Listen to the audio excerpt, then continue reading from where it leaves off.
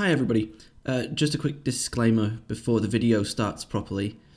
This Sophon lore video will not be like the others, as the Sophon are a very young race in the galaxy, and have not got a complicated history with the Endless for once.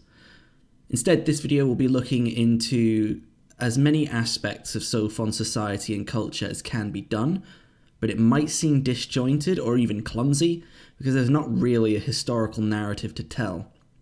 With that in mind, I hope you enjoy the video.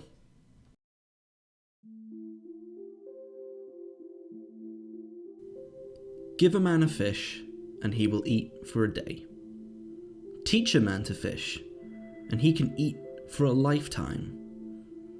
Harness the biodiversity of the pool of water to replicate the fish indefinitely, and the world can eat forever with a nominal risk of birth mutations. To us, this risk would be a deal breaker.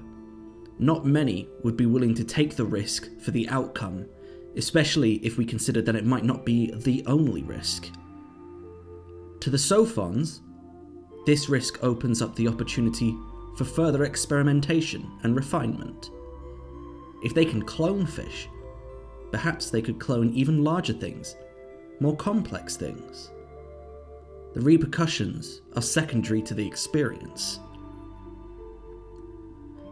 However, perhaps due to the Sophons' relative cosmic youthfulness, they do not embody JFK's "we do these things not because they are easy, but because they are hard." The difficulty of a given task is inconsequential in contrast to how interesting it is.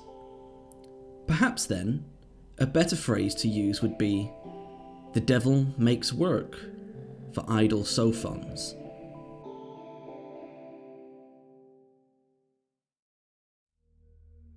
The Sophon story begins on the boreal planet of Hekim, which orbits a radioactive blue star. As a result of the radioactivity of their sun, the Sophon evolutionary trajectory was greatly accelerated. A regular Sophon normally measures up to roughly 1.2 meters, or about 4 feet. Their bodies are very thin, arms very long, and their fingers nimble and dexterous. Such frail frames developed largely due to the fact that they had no natural predators upon Hekim, and thus has made them not exactly the most capable of soldiers.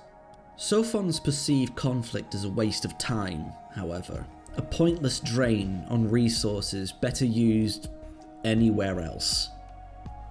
It's quite likely, therefore, that their social evolution involved few, if any at all, major internal conflicts.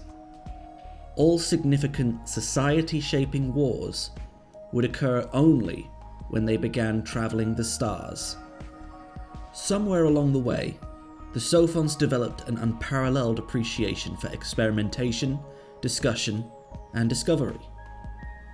In fact, such is their love, that spaces dedicated to debate would be present in many forms of interplanetary travel, and even their government encourages interdisciplinary discourse. The Sophon government is what we would call a triumvirate, that is, ruled by 3 people.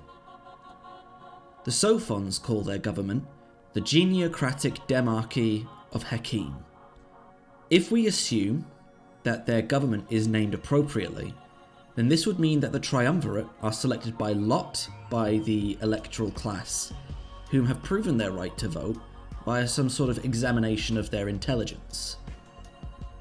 There is a small conflict in the triumvirate's roles between Endless Space 1 and 2, unfortunately. In Endless Space 1, the members of the triumvirate hold the title Provisor, and govern one of the following branches of Sophon society: infrastructure, research, and finance. In Endless Space 2, they are still provisors, but one governs administration and internal politics, one governs the military and foreign affairs, and the last governs research and business. This is only a small discrepancy, and the Triumvirate's purpose remains the same between games. They are there to tackle any issues the Sophons are confronted with, and to ensure that society can dedicate itself to scientific progress with little disturbance. The drive to attain knowledge and understanding of the mechanics of the universe is not something unique to Sophons, of course. The Pilgrims' approach towards science is close to religious. The Mizari were renowned explorers and made homes on many planets. The sheer intensity and sometimes blindness towards scientific progress, however, can leave outsiders both amazed and horrified. We learn from the Sophons prologue in Endless Space 2 that they were the first to split the atom, to mine asteroids, and to harness the power of their sun, as well as crash their test rockets, trigger artificial earthquakes, and blow up their moon. We shouldn't interpret this statement of them being first to mean the first in the history of the galaxy. Instead, they were the first to do it so quickly. In our world, humanity took between 2 and 3 million years to split the atom. There are probably some races in endless space who have done it faster, but no race yet has done it as fast as the Sophons. That's what makes them first. The explosion of Hekim's moon I mentioned earlier was due to the research of one Dr. Indraria into high-energy microtectonics. I won't pretend to know exactly what that is, but it sounds to me like a sci-fi version of hydraulic fracturing, or fracking. Microtectonics is a geological term used to interpret the deformation of rocks and is way beyond my expertise. High energy is as it says. In the comic detailing the destruction of the moon, Doomsday Clock, the term meltdown is used frequently to describe what is happening to the moon. At the end, Dr. Indraria's robotic companion, Spocky, comments that he could feel an explosion in the moon's core.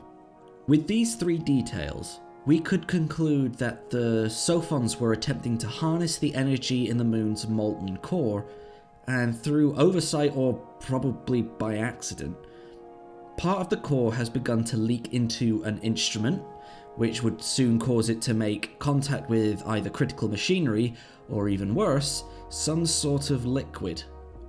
An important thing to note within the comic is the general apathy Dr. Indraria appears to display whilst frequently being reminded that she is standing upon a moon that is about to explode, and the team of Sophons evacuating the hidden lab after Dr. Indraria has obtained confidential data and is finally making her escape. I don't think there's a better visual example of the Sophons' sense of self-preservation when confronted with research and destruction. The Sophons know there is no better way to understand another people than to talk with them, and support them as best as they can. In most cases, this appears to work out quite well for the Sophons, but not always. We know that the amoeba took a particular liking to the Sophons, displaying how they were capable of launching a Proteus-class vessel, their largest type of spaceship, from under the waters of Burbasla. And it certainly should not be overlooked that the Sophons supported the Pilgrims in their schism from the United Empire, sharing the technology required to construct their Ark, as well as rehoming the refugees from the conflict. It was the Sophons' first interaction with the Cravers that would introduce them to the harsh reality that, sometimes, there is no avenue for diplomacy. Not long after their first excursions into deep space, a Sophon expedition was set upon by a small Craver fleet. In response, the Sophons concluded that the appropriate recourse would be to design a ship with their best defensive technology and send out a party to parley with the fleet. Whether or not this diplomatic mission survived is unknown, but in my opinion is unlikely. The Sophons, having never encountered a race that could not be spoken to and were as war-hungry as the Cravers, set about creating the Yotta-class ship. Although their design philosophy in this instance was to pack as much firepower onto the platform as possible, which is quite simplistic by Sophon standards, it appeared to do the job of dissuading the Craver fleet from continuing on their destructive path. This was the Sophons' unintended debut into the military theatre of the galaxy. Distinguished scientists and explorers, but now known to wield weapons of terrifying destruction. Despite this, the Sophons still prioritize depleting all courses for amicable discussion before wheeling out their implements of war. It is due to this approach that the Sophons boast a moderately multicultural empire, and to assist in the harmonious coexistence of Sophons and all others, the Sophons designed ENFER, the Enhanced Neuroflexible Entity Research Project. Created to assist in interspecies dialectics, it's unsurprising that it would ultimately be barred from attaining true AI status, considering that it was originally conceived by moon-exploding Dr. Indrarir and built by a Sophon University professor who wanted the other races to do the work that Sophons generally find to be boring. This is where the story of the Sophons in Endless Space 2 begins. No matter where the Sophons go in the galaxy, you can be sure that they take with them technological enlightenment, high-concept hijinks, and fascinating, if horribly unfortunate, supermassive explosions. From the outside looking in, the Sophons are cheeky little scamps. However, their galactic cousins, the Mavros, are slightly less hilarious. The Mavros, contrary to the Sophons, developed on a hot planet and enjoy utilising their advanced weaponry to great effect upon enemy combatants, business rivals, and restless citizens. The Mavros go where the money is. Keep in mind though, that although the Mavros and Sophons share a strikingly similar appearance, and are even shown together in the art book, the Mavros themselves aren't convinced of the connection. If it were to be categorically proven, however, the Mavros might become even more aggressive and belligerent, such is their distaste for the Sophon way of life.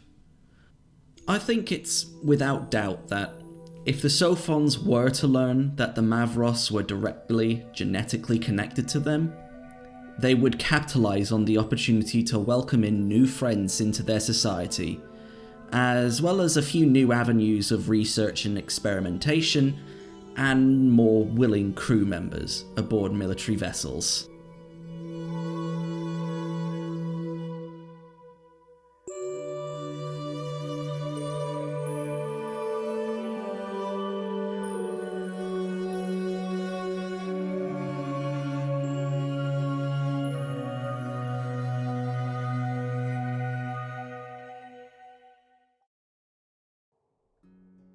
Thank you for watching. I hope you enjoyed this video.